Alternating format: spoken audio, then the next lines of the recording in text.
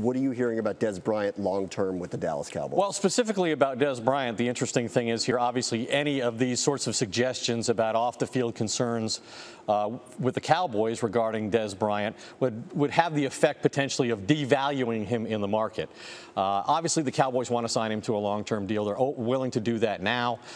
He has previously said he didn't want to negotiate during the season. And bigger picture, this is really an interesting situation that the Cowboys are in, whether it's coincidence or masterstroke philosophy by Jerry Jones, but they've got an inordinate number of high-profile, important people who are on the last year of their contracts, having to prove their value this year.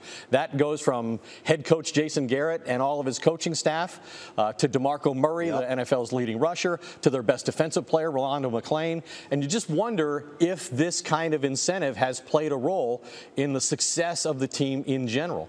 I still think that, they've got the franchise player tag, so they're clearly going to use that, the threat of applying that to both Murray and Bryant as they try to do contracts with both. I'm not sure they're going to be able to afford both of those players at the end of the day, but it's interesting to see how this all worked out, because Jerry Jones had real misgivings in '93 about this new NFL system that was going to provide guaranteed money to football players. He thought it was a disaster in the making. He thought it was such a dangerous game, such a violent game, that these guys would not play as hard if they had the security of guaranteed money. So here he is. Nobody's offered more guaranteed money in football. Pay him or lose him, though, and Murray's had an injury history, so they got an interesting decision to make, regardless of what his stats end up with.